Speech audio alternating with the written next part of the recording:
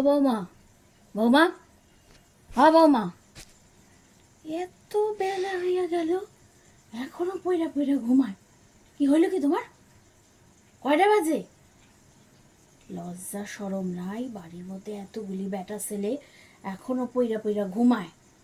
অলক্ষীর সংসার, অলক্ষীর সংসার, কিচ্ছু হইব না এই সংসারে। কখন থেকে ডাকতাছি আওয়াজ নাই, ব্যথা ব্যথা কইরা শুয়ে রয়েছে। কোথায় ব্যথা তোমার? আমি বুড়ি হইয়া সে কোন সকালে উঠছি, পিঠা কখন সব কিছু ধোয়া মাইজা ঘষা রান্না বাড়ি অর্ধেক কইরা আইছি, উনি এখন পইরা পইরা ঘুমাইতেছে।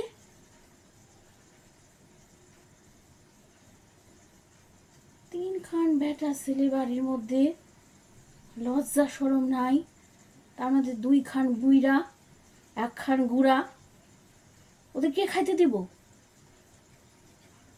আমি আমি সব করুম।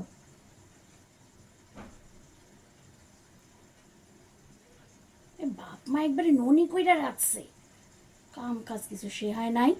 অকুমার দেহি, নিষ্কম্মা।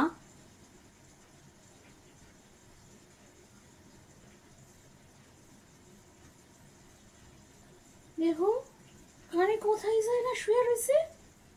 রে ও বেডি, উঠবি না তুই?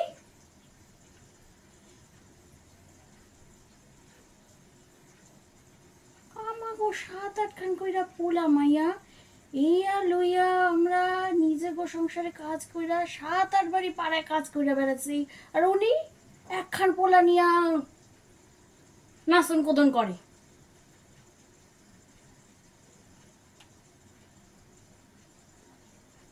কাম কাজ কিচ্ছু জানে না। কে ভাত দিব ওদের? তোমার পোলারে, তোমার বরের কে ভাত দিব? আমি? যাও উইঠা ভাতের মারটা গাইলা ওদের মুখে 2টা ভাত দাও। আমার পোলা অনেকক্ষণ আইসা বৈশা রয়েছে, বুঝছো?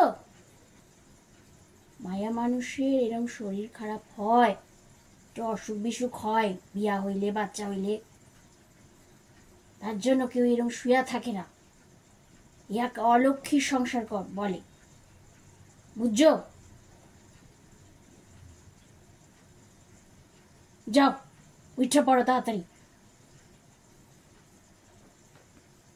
শাহরির কথা একটু মন দিয়া শুনতে হয়, বুঝছো?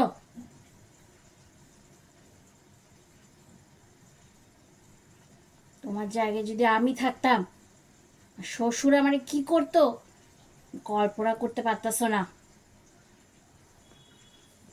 উঠে পড়ো।